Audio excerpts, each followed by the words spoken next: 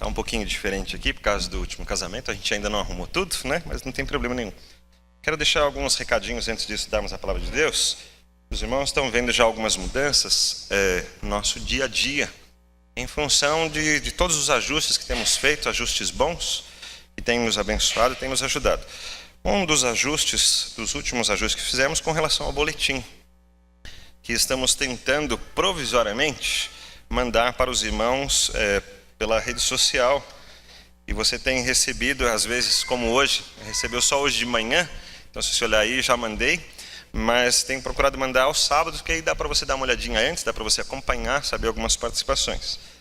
Mas temos a intenção, de mais para frente, temos um aplicativo que você coloca no seu celular, que lá você recebe os recados pastorais, motivos de oração, o boletim, então várias informações da igreja. Mais para frente vamos ter dessa maneira. Por enquanto, estamos provisoriamente fazendo assim, porque economizamos bastante papel, economizamos com gráfica, economizamos um valor bastante considerável. E os boletins estão sendo emitidos em papel para os irmãos mais idosos, que não têm habilidade com os aplicativos de rede social, alguns não usam celular como nós usamos.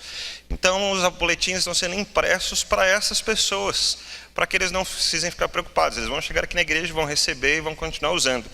Mas aqueles que têm o costume de usar a rede social, o seu celular, então não pegue o papel, deixe para o nosso visitante, para o nosso irmão mais idoso, e você pode abrir o seu e-mail.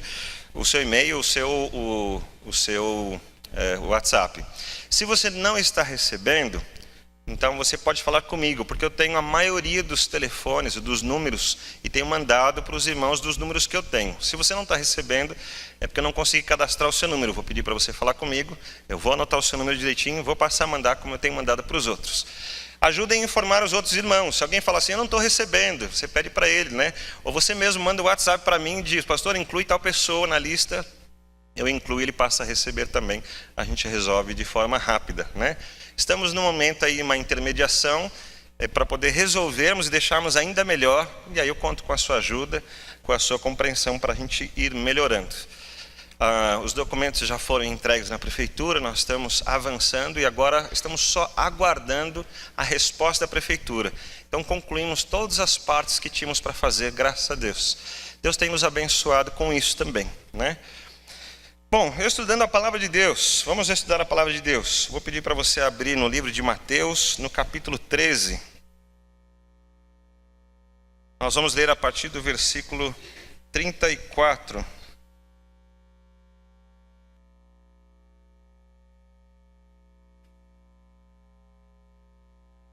Perdão, a partir do versículo 36.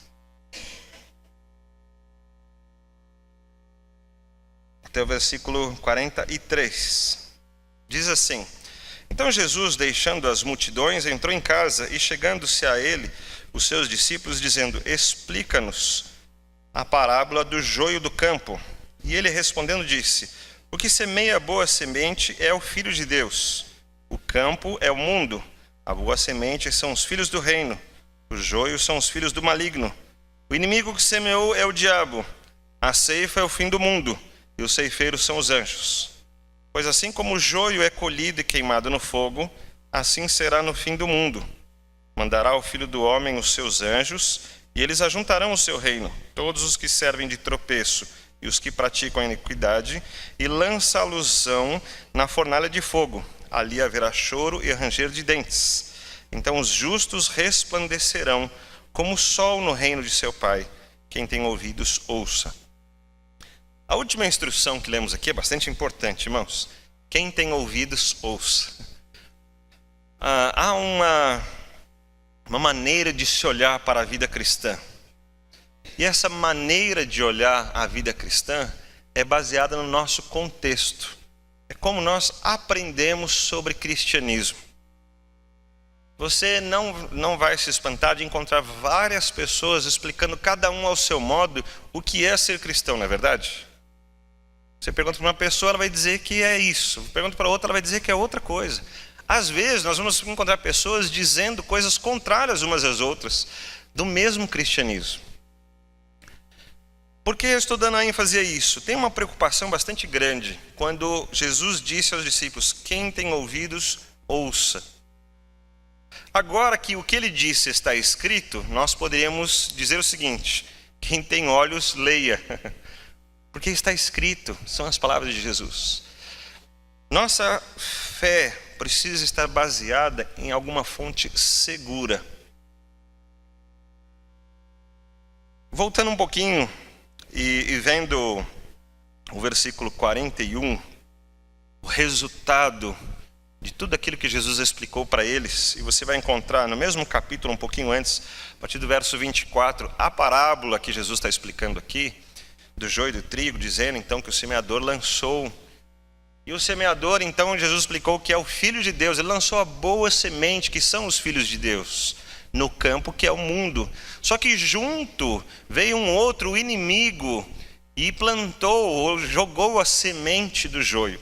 Eu achei interessante que Matthew Henry explica que a semente do joio não precisa de muitos cuidados. Quem lança o joio, lança e vai embora. Ele não precisa se preocupar que tem que regar, que tem que cuidar. Aquilo cresce no meio do trigo e estraga a plantação do trigo. Mas quem está plantando o trigo tem que ficar cuidando. E a preocupação que tem é que, com relação ao joio, o texto diz o seguinte, veja no versículo 41, mandará o Filho do Homem os seus anjos, eles ajuntarão do seu reino todos os que servem de tropeço e os que praticam a iniquidade. A gente tem uma maneira de olhar as coisas, mas é interessante que olhemos como Deus vê. Deus vê aquele que causa o tropeço e aquele que causa a iniquidade como as pessoas que merecem a mesma coisa. Há uma preocupação nossa do que somos para os outros também. Nós somos a igreja de Cristo Jesus. E o que Jesus foi para o mundo é o que nós precisamos ser para o mundo. Jesus foi para aqueles a quem Ele amou e aqueles que amaram a Jesus. Nós também precisamos ser para aqueles que também amam Jesus. Aquele ditado popular que diz que cada um deve cuidar da sua vida, não é um ditado cristão. Não é para a igreja, não é nem para a minha vida, nem para a sua vida. Como pastor, a minha preocupação é que as nossas vidas estejam intimamente ligadas. E ainda que nós não possamos resolver todas as coisas, como eu não consigo estar na vida de todos os irmãos, eu acho interessante que alguns até não querem que eu esteja na sua vida, bastante comum, a gente precisa estar ligado de alguma maneira.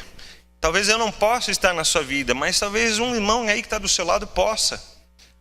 Talvez eu não possa cuidar de todas as coisas da sua vida, mas o irmão que está do seu lado aí pode. A gente precisa ter uma ligação como igreja. A gente precisa ser esse um só em Cristo Jesus.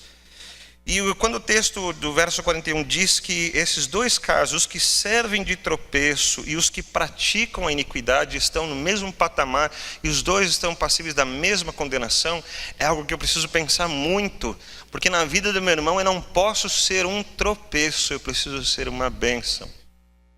Aqui é um padrão interessante, porque se você olhar na parábola de Jesus, veja o versículo 28.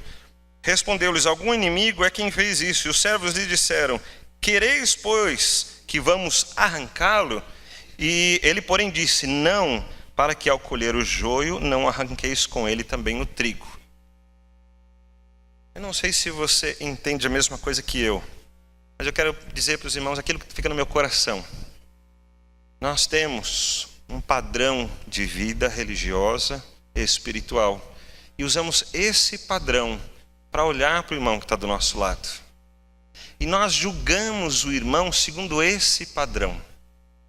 Então, quando ele não veste a roupa adequada ao meu padrão, eu o condeno. Se ele não se comporta como eu entendo que é o comportamento certo, eu o condeno. Se ele não age como eu espero que ele haja, eu o condeno. Só que é importante a gente lembrar que no dia do julgamento, que é esse dia da ceifa, Jesus não vai perguntar para mim: e aí, Wagner, você acha que eu devo condenar ou justificar aquele lá? Jesus não vai perguntar para mim se eu devo condenar você, por exemplo. E nem vai perguntar para você se deve me condenar. Ele tem o seu padrão de justiça. Então, quem tem ouvidos, ouça. Esse padrão de justiça de Deus é bem diferente do nosso. Você lembra que a justiça é pela fé no Filho de Deus? Romanos 3, 22. A justiça é pela fé. Como eu e você fomos justificados, irmão? Você lembra? Foi pelo que fizemos? Foi pela conduta que nós tivemos? Foi pela maneira que eu agi, como eu me vesti, como eu falei? Foi por alguma coisa que eu fiz que eu consegui justificação em Cristo? Não foi. Foi pelo que Cristo fez na cruz. Ele olhou para mim e disse: você está condenado, mas eu morri por você. Esse é o padrão de justiça de Deus. É essa justiça que tem que estar no meu coração com relação ao meu irmão também. Aí tem uma grande dificuldade, irmãos. Porque às vezes há um esforço muito grande da minha parte de querer viver uma vida boa, digna, justa e santa. E às vezes o irmão que está do meu lado não está no mesmo ritmo que eu. E eu o condeno por isso. Eu quero lembrar o irmão que a gente precisa se ajudar. A gente precisa condenar menos e ajudar mais. A gente precisa estar mais do lado. A gente precisa fazer mais parte da vida um do outro. Quero convidar o irmão a pensar nessa justiça de Deus como algo que eu posso fazer pelo meu irmão. Se a justiça de Deus foi Jesus doar-se em meu favor, agora essa justiça viver na minha vida é o que eu vou fazer pelo meu irmão, o que eu vou fazer pela vida que está lá fora, o que eu vou fazer por ele. Eu queria que você pensasse isso comigo. O que você vai fazer pelo seu irmão? Hoje nós tivemos a oportunidade aqui de orarmos pelos outros. Já foi uma coisa boa. Vamos começar assim, vamos fazer disso um significado para a nossa vida. Ser bênção na vida do irmão. Eu sei que alguns casos ficam notórios. Que não há, às vezes, uma conversão, aquilo parece que falta alguma coisa. Não houve um novo nascimento. Talvez essa pessoa seja realmente o joio. Mas não cabe a mim julgá-lo. O julgamento vai vir do Senhor, não tem problema. Se eu começar a julgar, eu estou tentando arrancar o joio e isso vai trazer prejuízo. O próprio Jesus falou assim: não façam isso, não façam isso. Mas vamos fazer o que Jesus espera de nós, que nós estejamos juntos, que fortaleçamos. E se o irmão vai um pouco mais devagar, eu estou junto com ele. Vamos, irmão, vamos juntos. E se ele não está correspondendo, eu oro mais por ele. Eu sento junto com ele, eu ensino ele, nós vamos juntos.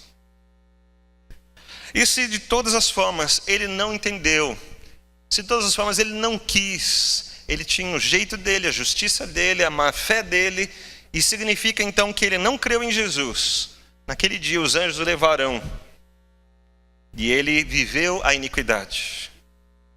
Mas ainda tem uma preocupação maior, porque ele sabia muito bem. A preocupação maior é que nós nos enganemos, achando que nós estamos fazendo bem quando queremos julgar as pessoas, ou quando queremos dificultar a vida delas e queremos impor sobre elas alguma coisa, e às vezes até servimos de tropeço, que colocamos pesos que não deveríamos colocar. Às vezes colocamos a nossa cultura religiosa e não exatamente a fé em Cristo Jesus. Precisamos ter muito cuidado com isso, irmãos. Porque aquilo que é importante na minha fé pode não ser tão importante na vida do irmão. Eu estava discutindo, acho que ainda ontem, com alguns jovens, não uma discussão ruim, ao contrário, uma discussão boa, discutindo no sentido de que a gente estava conversando sobre o assunto. E eu comentei com alguns desses jovens que para eles, às vezes, os hinos que nós cantamos não têm o mesmo significado que para o pessoal de algum tempo atrás tem. Muitos dos irmãos se converteram ouvindo os hinos que nós cantamos. Muitos dos irmãos ainda sentem que quando a gente canta um hino, esse é o momento em que realmente nós sentimos a presença de Deus. E podemos louvar ao Senhor de todo o nosso coração, né? Porque ali temos decorado aquela letra que falou durante muitos anos. E os jovens que têm uma mente agora nova, um outro ritmo, né? Em que muitas informações novas o tempo todo, então nada precisa ser tão gravado. Importante é a próxima informação e não a última, né? É o contrário dos mais velhos, me parece. É para eles, aquilo que repete muitas vezes, aquilo não é interessante, é sempre o novo que é mais interessante. Então para ele, a música nova às vezes tem mais significado que aquela música que ele já cantou 3 ou 4 vezes. Então essa diferença entre nós, por exemplo, não significa realmente espiritualidade.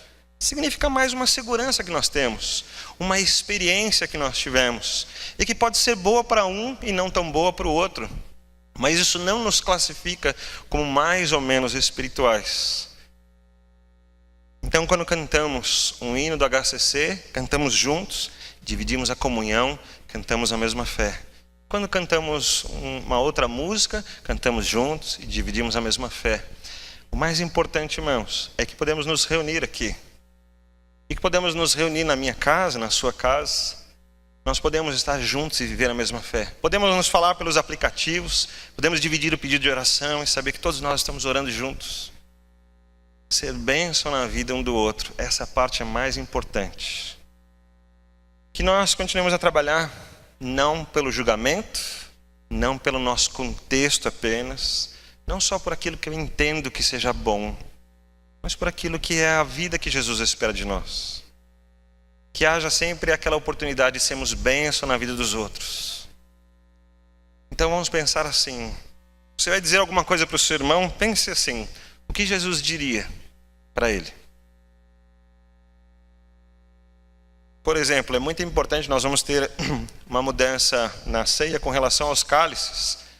E nós estamos tentando melhorar muitas coisas. E eu sei que algumas pessoas não vão se dar muito bem com os novos cálices. Então você vai poder chegar para os diáconos e falar assim, eu não consegui me dar muito bem. Mas tem uma maneira de dizer, né? Você pode dizer isso de uma maneira produtiva e dizer, olha, não consegui, não foi bom. Quantas pessoas também não estão conseguindo? Isso é bom ou ruim, né? Mas eu posso dizer, não gostei, não quero mais. São maneiras diferentes em que eu digo a mesma coisa, mas o sentimento que eu crio no coração do outro é diferente. E se nós somos um só, eu preciso me preocupar com o sentimento que está no coração do outro. Não é isso que Jesus fez por nós? Quando ele falava as suas palavras, ele pensava no nosso coração e não no coração dele. Irmãos, pense nisso. Na justiça de Deus, quando Jesus está trazendo para nós a sua justiça, ele está preocupado com o nosso coração, porque no coração dele está tudo resolvido, ele está lá com Deus, está no céu, está no seu trono de glória, mas ele se preocupou conosco, e agora cabe a nós também nos preocuparmos com os nossos irmãos, olharmos para o coração deles, pensamos o que eles estão sentindo, como eu posso ser bênção, como eu posso alcançar esse coração, e ser produtivo na vida do outro. Eu sei que nós não vamos acertar sempre, irmãos. Eu sei que ainda nós vamos continuar com a nossa vida, o nosso contexto, o nosso temperamento, o nosso jeito de ser. Mas é importantíssimo que a gente trabalhe pelo coração do nosso irmão. Que a gente seja essa justiça de Deus, em que não é o que eu digo que está certo e o que está errado, mas é o que eu faço por ele, para que ele seja abençoado. Exatamente como Jesus fez por nós. E eu, então, assim, nem eu, nem você, meu irmão, seremos tropeço, nem viveremos na iniquidade. Ao contrário, nós seremos como esses justos do versículo 43. Olha aí para o versículo 43. Então os justos resplandecerão como o sol no reino de seu Pai. Às vezes a gente fica muito chateado, irmãos, porque a gente vê algumas pedras de tropeço. A gente vê irmãos escandalizando por nada. A gente vê irmãos brigando por coisas fúteis. A gente vê situações difíceis e pesadas que trazem aquela quebra de relacionamento que não precisava. Não precisava, mas a gente está ali num embate terrível. E todos nós queremos fazer a coisa certa, mas estamos em dificuldades e debatendo uns com os outros. Eu fico pensando no coração de Deus nesse momento. O que Ele pensa de nós nesse momento. E algumas vezes estamos debatendo com o joio também. Estamos tentando resolver a situação, porque o joio está aqui, a gente quer arrancar ele de nós. E estamos fazendo o papel que Deus vai fazer, que é o de julgar. E Deus diz, não precisa. O próprio Cristo falou assim, não arranque o joio, deixa ele lá. Porque ainda que seja difícil, e ainda que você olhe as situações, aquilo traga para você escândalo, traga tristeza, frustração, não tem problema. No dia certo, viva a justiça de Deus, porque no dia certo nós vamos resplandecer como a luz. A luz que vem de Cristo Jesus chegará até nós e nós vamos refletir essa luz de Deus. Isso vai ser a verdadeira justiça. Então não se preocupe, irmãos, em tentar corrigir todas as coisas, porque nós não vamos conseguir. Não vamos. Mas se preocupe em ser sempre bênção na vida do seu irmão. Sempre bênção para aquela pessoa que precisa. Vamos aplicar essa justiça de Deus que entregou ao seu Filho para alcançar a minha vida e a sua vida. Que Deus nos abençoe. Amém. Vamos orar? Vou pedir para você ficar em pé.